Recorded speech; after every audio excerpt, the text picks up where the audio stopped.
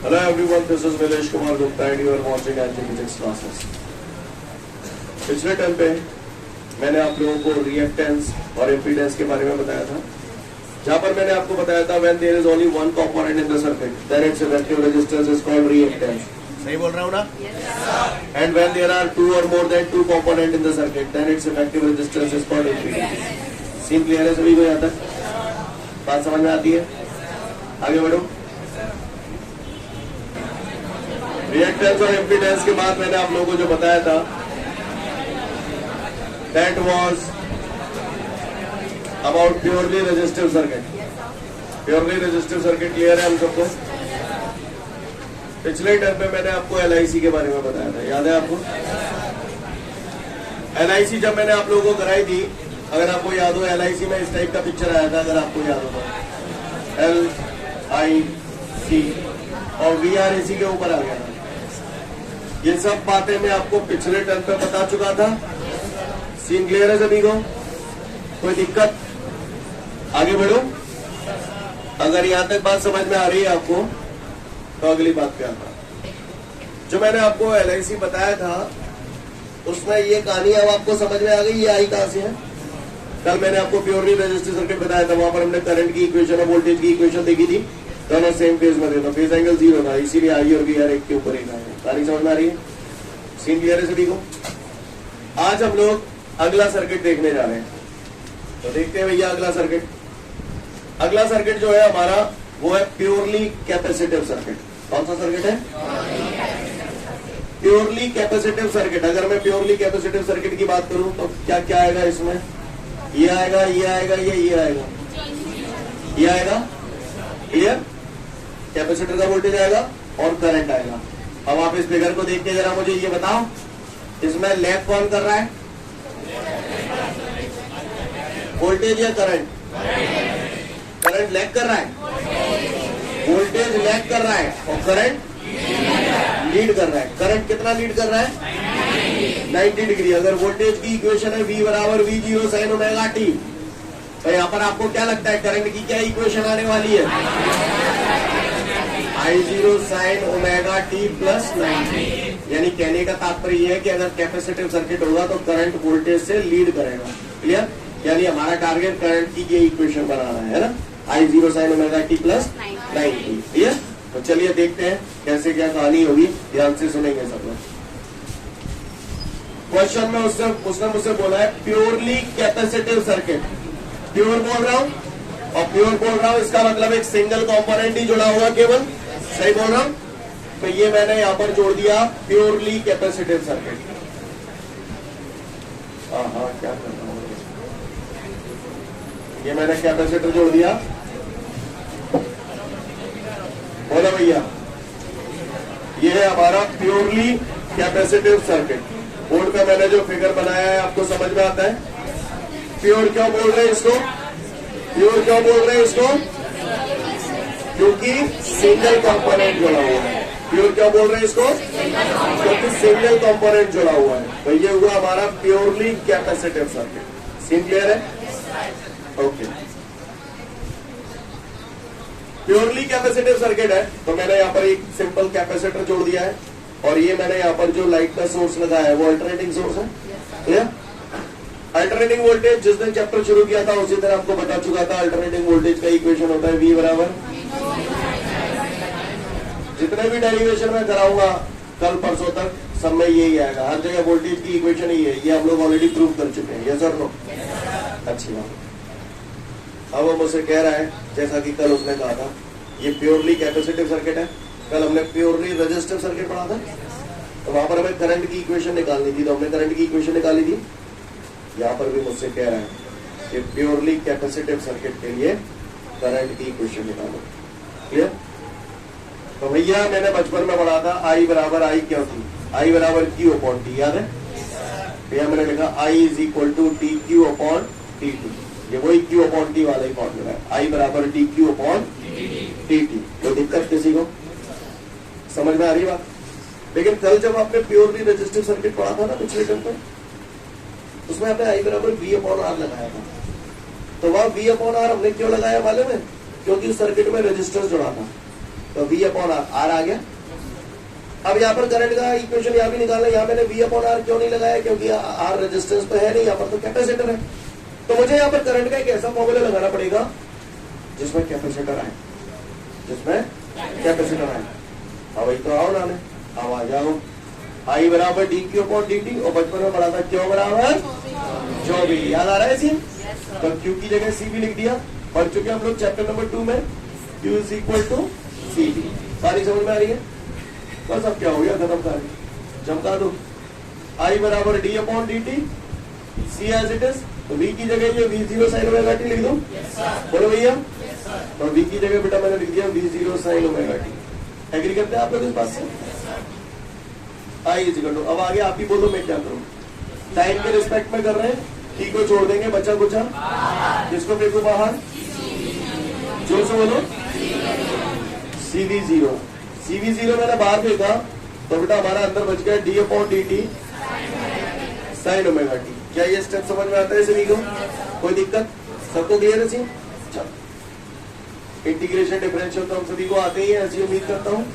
d upon dx sine x cos x, तो d upon dt sine omega t का हो गया बेटा हमारा cos ओमेगा t। फिर इस ओमेगा t का दोबारा करते हैं, और d upon dt omega t। नजारा क्लियर है सभी को? कोई दिक्कत? अच्छी बात है। I बराबर CV0 cos ओमेगा t, अब d upon dt omega t। तो ये जो डिफरेंशियल कर रहे हैं टाइम के रिस्पेक्ट में कर रहे हैं, तो टाइम को छोड़ देंगे, बचा कुचा बाहर, इसको मैं को बाहर, ओमेगा बाहर, तो अंदर बच गया d upon dt t। Scene clear है भैया? d अपॉन dt t कितना होता है? 1 का मल्टीप्लाई ओमेगा से करोगे, ओमेगा का CV0 cos ओमेगा t से मल्टीप्लाई करूंगा, क्या आ जाएगा? ऐसे लिख दूं क्या? CV0 cos omega square t। ऐसे नहीं लिख सकता? क्यों नहीं लिख सकता? क्योंकि ओमेगा टी कॉस के बगल से जो होता है वो डिग्री के फॉर्म में होता है ना, तो ओमेगा टी का यहाँ पर ओमेगा से ऐसे मल्टीप्लाई करके ओमेगा स्क्वायर टी नहीं लिख सकता। मैं चाहूँ तो इसे CV0 omega cos omega T ऐसे तो लिख सकता हूँ। अब क्लियर है? अच्छी बात है। I बराबर CV0 ओमेगा, हाँ भैया, कॉस थीटा बराबर sine 90 plus theta. Clear? Sine 90 minus theta भी होता है, पर अभी मैंने बताया था LIC से करंट लीड करता है यहाँ पर, तो कॉस थीटा की जगह साइन 90 प्लस थीटा, थीटा की जगह ओमेगा टी है। बोलो भैया, सीन क्लियर है? कोई दिक्कत? अच्छी बात। I बराबर, यहां पर मैंने अज्यूम कर लिया है, लेट I0 बराबर CV0 ओमेगा। CV0 ओमेगा जो लिखा है उसको मैंने I0 के बराबर मान लिया, तो I बराबर क्या हो जाएगा? ये I0 sine omega T plus 90, चाहे 90 प्लस ओमेगा टी लिख दो, चाहे ओमेगा टी प्लस 90 लिख दो, बात एक ही है। ये करंट का इक्वेशन आ गया, ये वोल्टेज का इक्वेशन था। दोनों इक्वेशन दिख रहे हैं आपको? अब आप ही बता दो कौन लीड कर रहा है, कौन लैग कर रहा है? कौन लीड कर रहा है? करंट लीड कर रहा है। कितना? किससे? तो ये 90 क्या चीज है? Phase angle. क्या है ये? तो किसी ने पूछा है यहाँ पर फेज एंगल कितना है, तो हम बोल देंगे 90 डिग्री। बोले भैया, ये फेज एंगल आ गया, ठीक है। किसी ने मुझसे पूछा फेजर डायग्राम बनाओ, फेजर डायग्राम, ठीक है। तो चलिए फेजर डायग्राम बनाते हैं। इसमें अगर मान के चलिए ये मैंने करंट बना दिया, तो वोल्टेज क्या कर रहा है?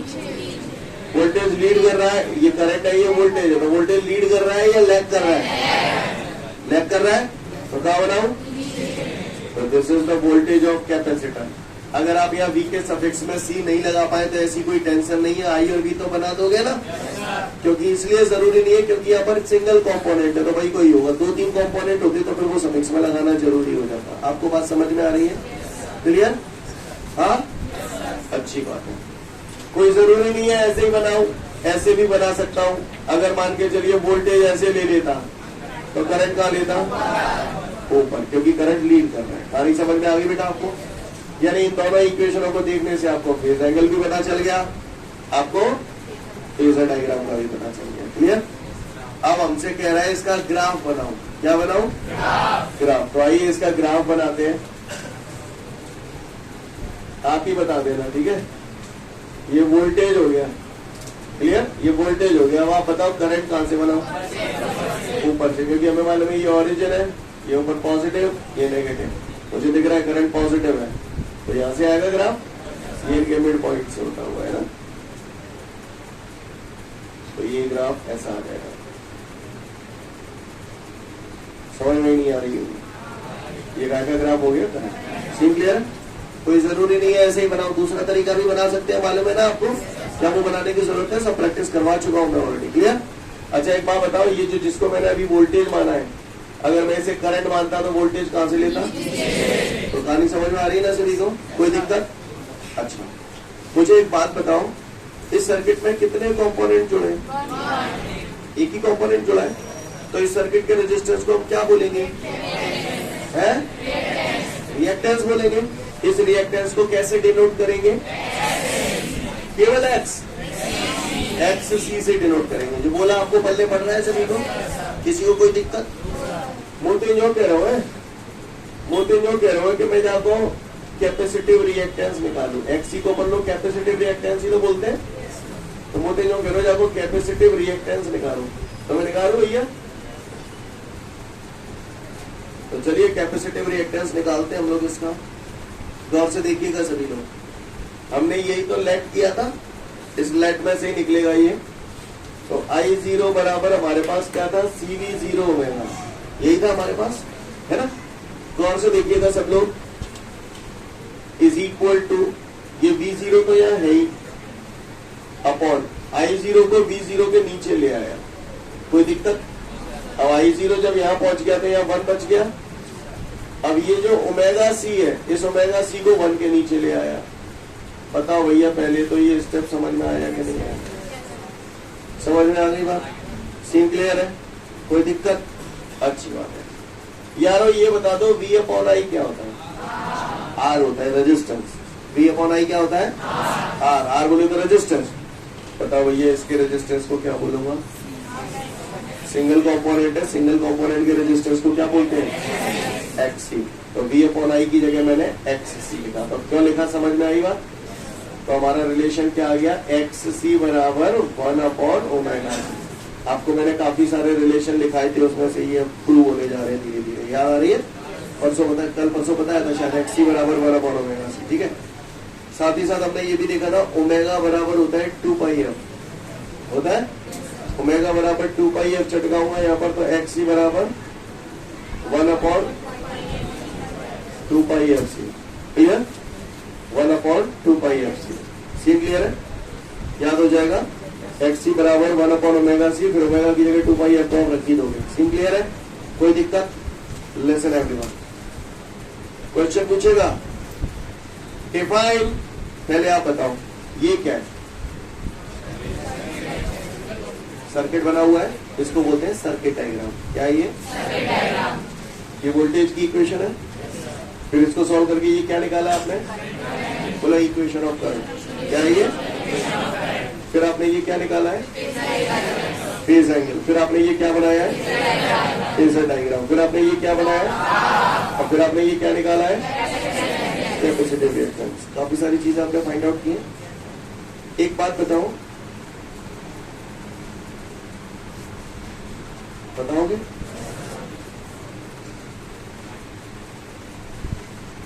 डॉक्टर अच्छा होता है या इंजीनियर अच्छा होता है? डॉक्टर अच्छा होता है। कोई मशीन खराब हो जाएगी तो डॉक्टर को दिखाओगे, तो फिर आप कैसे कह सकते हो डॉक्टर अच्छा होता है? इन दोनों का कोई कंपैरिजन नहीं। कंपैरिजन बराबर वालों का। डॉक्टर का कंपैरिजन डॉक्टर से कर सकता हूँ, इंजीनियर का कंपैरिजन इंजीनियर से कर सकता हूँ, लेकिन डॉक्टर और इंजीनियर अनकंपेरेबल है। क्लियर? उनका एक दूसरे से कंपैरिजन नहीं किया जा सकता। समझ में आया जो बोला? मुझसे पूछता है, जैसे वोल्टेज और करंट की इक्वेशन दे देते हैं तो पता करना पड़ता है हमें कौन लीड कर रहा है, कौन लैग कर रहा है, यानी हमें दोनों को कंपेयर करना पड़ता है। और जब कंपेयर करना पड़ता है तो हमारे पास दोनों फंक्शन सेम होने चाहिए, यानी जैसे यहाँ पर साइन आ रहा है ना, तो यहाँ पर भी साइन ही आना चाहिए। कई लोगों को मोटिवेट है तो जब मैंने cos थीटा को sin थीटा में चेंज किया था कि जा कैलकुलेट करता नहीं करते, तो करना इसलिए पड़ा क्योंकि मुझे इसको इसके साथ क्या करना था, कंपेयर करना था, तो मुझे दोनों को सेम ऑर्डर में लाना जरूरी था।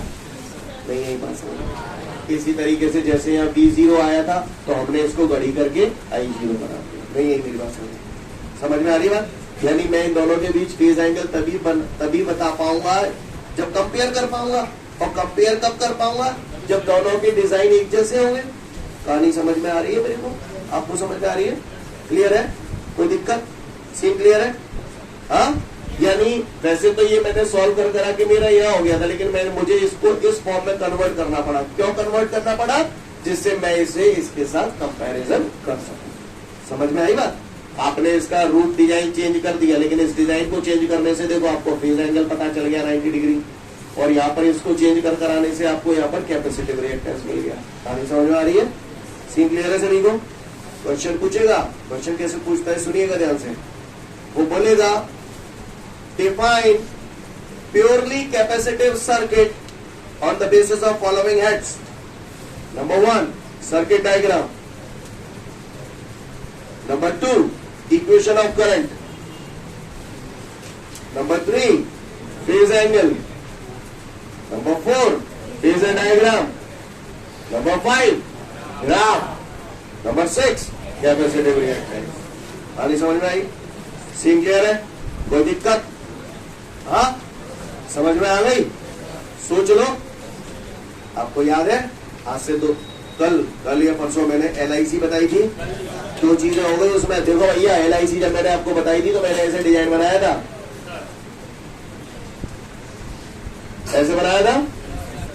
इस चीज का रीजन मैं आपको कल दे चुका था। प्योरली रेजिस्टिव सर्किट में, प्योरली रेजिस्टिव सर्किट होगा तो केवल J आवेगा, इन दोनों की कोई जरूरत ना है, कल पढ़ा था।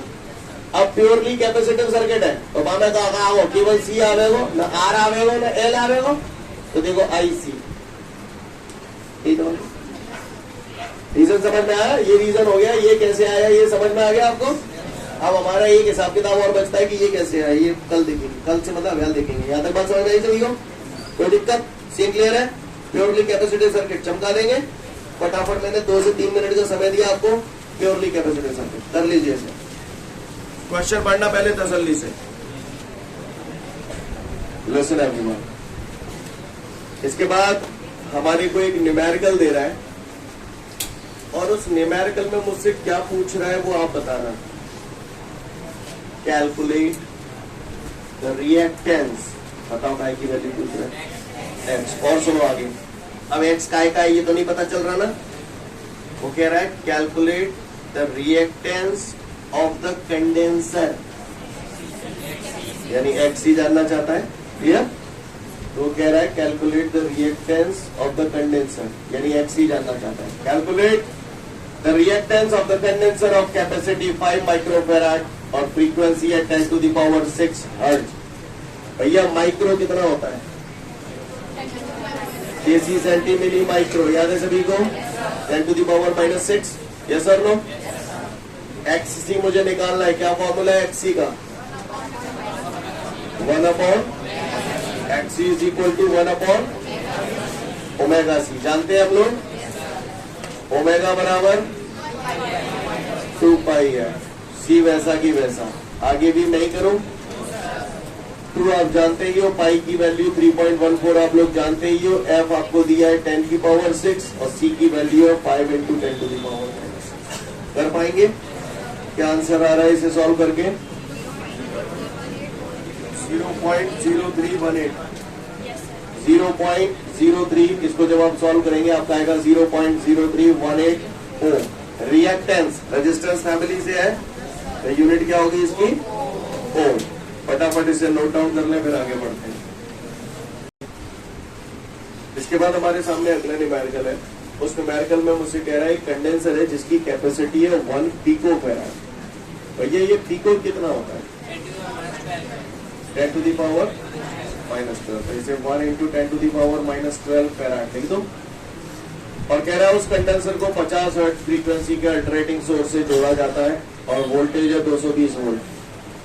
तो कह रहा है मैं कैपेसिटिव रिएक्टेंस बताऊं, current flowing in the circuit बताऊं और मैं फेज एंगल बताऊं। ठीक है भैया, ये सारी चीजें मुझसे पूछ रहे हैं। तो भैया केवल एक कैपेसिटर दिया है, इसका मतलब ये प्योरली कैपेसिटिव सर्किट है। और प्योरली कैपेसिटिव सर्किट है तो मैंने पढ़ा है बचपन में, अगर आपको याद हो तो मैंने आपको LIC बताई थी। हमें LIC के बारे में ये मालूम है केवल, ध्यान दीजिएगा, LIC और ये R होता था। अब चूंकि मैं प्योरली कैपेसिटिव सर्किट की बात कर रहा हूं इसलिए मुझे पूरे से मतलब नहीं है, मुझे इससे मतलब है। क्या इससे मतलब है? क्या इससे मतलब है? क्या तो मेरा फेजर डायग्राम क्या बना? I ये बना, DC ये बना। सही बोल रहा हूँ? आप ही बता दो फेज एंगल कितना है। समझ में आती है बात सभी को? यानी यहाँ पर फाई की वैल्यू 90 डिग्री हो गई। क्यों हो गई? समझ में आई बात? अभी मैंने थोड़ी देर पहले इक्वेशन भी प्रूव कराई थी। I बराबर आ रहा था I0 sin omega t plus 90, यानी यहाँ पर करंट वोल्टेज से लीड करता है, इस वजह से फेज एंगल 90 डिग्री है। आप मुझे बता सकते हो फेज एंगल जब आप बताते हो तो किस किस के बीच का एंगल देखते हो? करंट और वोल्टेज के बीच का। याद रखना, भूलवा जाना। क्लियर? फेज एंगल किस किस के बीच में देखा जाता है? करंट और वोल्टेज के बीच में देखा जाता है। Scene clear? चला तो अब मैं क्वेश्चन पे आता हूँ, गौर से सुनिएगा सब लोग। सबसे पहले उसने मुझसे कैपेसिटिव रिएक्टेंस पूछा है और कैपेसिटिव रिएक्टेंस का फॉर्मूला हम लोगों ने वैल्यू पढ़ा है, XC बराबर 1/ωc। C तो है मेरे पास लेकिन ओमेगा नहीं है, तो ओमेगा बराबर 2 है। अब बताओ भैया, 2 आप जानते हो, पाई की वैल्यू 3.14, F फ्रीक्वेंसी उसने दी है हमको, कैपेसिटी उसने दी है हमको। सॉल्व कर लेंगे आप लोग इसे। क्या आंसर है बोले? 3.18 इंटू 10 टू दी पावर 9 हो। क्लियर? ये हमारा क्या आ गया? Capacitive reactance. अब मुझसे कह रहा है मैं करंट बताऊं, इस सर्किट में कितना करंट फ्लो हो रहा है। क्लियर? तो V बराबर I है, तो I बराबर V अपॉन R, I बराबर V अपॉन R। उसने मुझसे करंट पूछा है तो I is equal to V upon R। R चाहिए मुझे, काय का? इसका। इसके रेजिस्टेंस को क्या बोलूंगा? XC। सिंगल कंपोनेंट है, सिंगल कंपोनेंट के रेजिस्टेंस को हम लोग XC बोलते हैं। सीन क्लियर है सभी को? V कितना है हमारे पास? 220 दिया है उसने हमको। XC हम लोग ये निकाल चुके हैं, 3.18 इंटू 10 टू दी पावर 9। अब तो सॉल्व कर लोगे इसे। कितना एम्पियर? ये आ जाएगा आपका सॉल्व करके 6.92 into 10 to the power -8 ampere. आगे बढ़ो। अब उसने पूछा है मुझसे फेज एंगल, तो फेज एंगल में मैं यहाँ पर थोड़ा सा आपको लिखाऊंगा। क्या लिखाने वाला हूँ इसमें? ये लिखाने वाला हूँ, we know that in purely capacitive circuit current is leading from the voltage by an angle 90 degree, so the phase angle between current and voltage will be 90 degree. कहानी समझ में आ रही है? क्लियर है? कर लेंगे हम लोग ऐसे, फटाफट इसे नोट डाउन कर लो। इसके बाद हमारे सामने अगला क्वेश्चन है प्योरली इंडक्टिव सर्किट। कौन सा सर्किट? अच्छा आप बता, प्योरली इंडक्टिव सर्किट में फेजर डायग्राम कैसा बनना चाहिएगा? LIC से बता सकते हो? बताओ कैसा बनेगा? करंट किस तरफ आएगा? करंट ऐसे आ जाएगा और वोल्टेज कैसे आएगा? ऊपर। अब आप ही बता दो, वोल्टेज की इक्वेशन तो आप हर जगह V0 sin ओमेगा t मानते हो, तो करंट क्या आ जाएगी यहाँ पर? क्या कर रहा है करंट? पहले तो ये बताओ, लीड कर रहा है या लैग कर रहा है? लैग कर रहा है। कितना? तो बताओ इक्वेशन का वैल्यू चाहिए। I0 sin omega t -90। जी हमें लानो और सिद्ध करके। पानी समझ में आई? सीन क्लियर है? आप लोगों को परेशानी? चलिए लाभ है तो फिर देखो। अब हम लोग जो करने जा रहे हैं वो है प्योरली इंडक्टिव सर्किट। ठीक है? कौन सा सर्किट बेटा? तो गौर से देखिएगा सभी लोग, प्योरली इंडक्टिव सर्किट को। Ready everyone? Purely inductive circuit की अगर मैं बात करूं तो गौर से देखना सब लोग। अरे यार आज क्या हो रहा है? प्योरली इंडक्टिव सर्किट, ये कॉइल हो गई, और ये अल्टरनेटिंग सोर्स हो गया। बोलो भैया, ये हो गया V बराबर B0 साइन। सीन क्लियर है सभी को? फिर वही, इससे पिछले वाले में सबसे पहले क्या निकाला था? करंट की इक्वेशन निकाली थी। चलो में करंट की इक्वेशन निकालनी पड़ेगी। अब करंट की इक्वेशन निकालने के लिए मुझे फॉर्मूला ऐसा लगाना पड़ेगा तामे एल आया है ना। तो मैंने बचपन में पढ़ा था E बराबर लड़ी थी, पढ़ी थी ओके। तो मैंने बचपन में ये पढ़ा था E बराबर L D I upon D T. Yes और नो? E बराबर L D I upon D T. Minus भी आता था, माइनस हमने उड़ा दिया क्योंकि माइनस केवल डायरेक्शन को रिप्रेजेंट करता था। सीन क्लियर है सभी को? ईएमएफ है, ईएमएफ का दूसरा नाम, तो ई की जगह वी लिख दो। ठीक है, अब मैं कुछ कहूंगा नहीं, आप अपने आप समझते जाना। क्लियर? वी काय के बराबर है यहाँ पर, तो वी की जगह मैंने टांग दिया यहाँ पर V0 साइन ओमेगा टी। या डी टी हुए जय लग ले आओ, बुरा नहीं लगे तो जाए एल हुए जय नीचे उतार लो, बराबर टी आई। समझ में आई? मेरे पास टी आई आएगा, वो आई चाहिए, मैं क्या करता हूँ? इंटीग्रेशन। समझ गया ना? देख देख के बोल रहे हैं नोट सर में, इंटीग्रेटिंग बोथ साइड। गुण होता ना लग रहा हूँ, जय जालंग लिख रहा हूँ, जय जालंग लिख रहे हो। इंटीग्रेशन और डी आई समझ में आई? ये इंटीग्रेशन टाइम के रिस्पेक्ट में कर रहे हैं, टाइम के रिस्पेक्ट में कर रहे हैं, तो टाइम में छोड़ देंगे, इसको बाहर फेंको, B0 अपॉन जो बाहर फेंको तो अंदर का बच जाएगा साइन ओमेगा टी। अब वो परेशानी आई बराबर है वही अपनी V0 upon L integration of sine x D x minus cos x. सिर्फ बता देगा? ठीक है, तो integration of sine x D x की जगह मैंने यहाँ पे लिखा माइनस कॉस ओमेगा टी। अच्छा, इस ओमेगा टी का दोबारा करना पड़ता है, करना पड़ता नहीं, करना पड़ता माइनस को बाहर ले लिया तो माइनस का V0 upon L cos omega T. इसमें से क्या को, इसमें टी के रिस्पेक्ट में कर रहे हैं, टी को छोड़ देंगे, कौन बाहर आएगा? बबुआ, ओमेगा बाहर आ जाएगा तो को बच जाएगा T upon D T. T कितना हो जाएगा? और लिखने की जरूरत है ना? आई बराबर minus V0 upon L omega. No clear है? अब कॉस थीटा, यहाँ कॉस है या साइन है, और एकदम है कॉस को काय में बदलना पड़ेगा, साइन बदलना पड़ेगा, नहीं बदलना पड़ेगा? हमने बचपन में सुना था कॉस थीटा बराबर साइन 90 माइनस थीटा। तो कॉस थीटा की जगह हमने क्या टांग दिया यहाँ पर? Sine 90 minus omega t.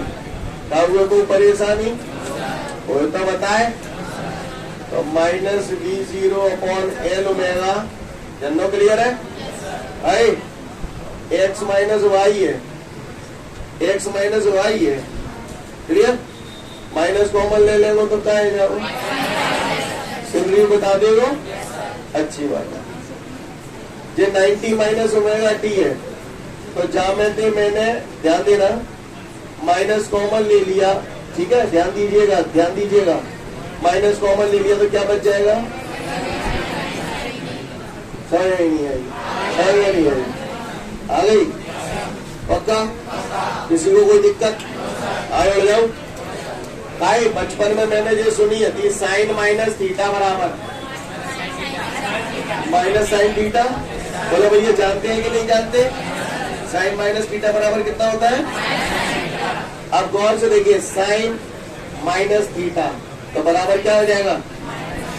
Minus sine theta लिखूंगा तो माइनस माइनस, तो जितना लाला V0 अपॉन एल ओमेगा, यहाँ का बच जाएगा साइन ओमेगा टी माइनस। आप देखिए डिजाइनिंग थोड़ी सी तो बनने लगी है? अब जाए क्या करूं? समझ गए ना? तो आगे इधर कर रहा हूँ। यहाँ मैंने लेट कर लिया। क्या लेट किया मैंने? V0 अपॉन एल ओमेगा काय के बराबर मान लो। जोर से बोलो, चिल्लाओ मत। तो आई बराबर क्या ही है? लाला रे I0 sine omega t minus 90। Scene clear है भैया? हेलो, इसको मिटा दूं? मुझे बताओ, ये रही वोल्टेज की इक्वेशन और ये रही करंट की इक्वेशन। फेज एंगल कितना है? 90 डिग्री। फेज एंगल कितना है? 90 डिग्री। करंट की इक्वेशन, वोल्टेज की इक्वेशन, कौन लीड कर रहा है? कौन लैग कर रहा है? अगर मैंने करंट ऐसे बना दिया तो वोल्टेज का ले जाऊं ऊपर, समझ गए? और कोई ठेकाना ने ऐसे बनाओ, अगर मैं इसे वोल्टेज मान लूं तो करंट का ले जाऊं नहीं। कहानी समझ में आ गई? आइए मैं इसका ग्राफ बनाऊं। ये मैंने वोल्टेज बना दिया, बताओ करंट कहाँ बनाऊं? क्लियर? क्योंकि लैग कर रहा है, ये मिड पॉइंट हो गए। मैं तेज तो नहीं चल रहा हूँ ना, क्योंकि ये सब बातें मैं आपको पहले बता चुका हूँ बेटा, इसलिए बोल रहा हूँ। सीन क्लियर है? क्या हुआ, कोई दिक्कत आया? ये ग्राफ हो गया राइट। इसमें ये सिंगल कंपोनेंट है, सिंगल कंपोनेंट के रेजिस्टेंस को क्या बोलते हैं? रिएक्टेंस। कौन सा रिएक्टेंस है ये? Inductive reactance. वेरी गुड बेटा, इंडक्टिव रिएक्टेंस। तो आओ इंडक्टिव रिएक्टेंस निकालें। कहां पे निकलेगा? जब लेट में थे तो V0 अपॉन L ओमेगा बराबर क्या है? I0 या I0 तरे में ले आऊं तो V0 अपॉन I0 बराबर ओमेगा L। बोलो भैया, V upon I, V upon I। आर बार मत बोलो, तो कर रहे हैं Patel. V upon I R resistance होता है, इसके रेजिस्टेंस को क्या बोलते हैं? XL. XL is equal to, ये भी सिद्ध हो गया भैया, क्लियर? ओमेगा बराबर 2πf, तो एक्सएल बराबर ऐसे याद कर लेना, एक्सएल बराबर 2πf, क्लियर? 2πfl, समझ गए? ऐसे इससे पिछले वाला बढ़ा था, एक्स सी बराबर 1 अपॉन ओमेगा सी, और ओमेगा काय के बराबर था तो 1 अपॉन 2π फंस गया। क्लियर है? समझ में आ रही है बात? सही हो? कोई दिक्कत? हमें चुप। तो ये हो गया हमारा प्योरली इंडक्टिव सर्किट। कर पाएंगे? कल इतना हम लोग घर पे अच्छे से देख के आएंगे, फिर हम आगे की बात करेंगे। आज के लिए पर्याप्त है। Thank you everyone, have a great day to all of you guys. जय हिंद।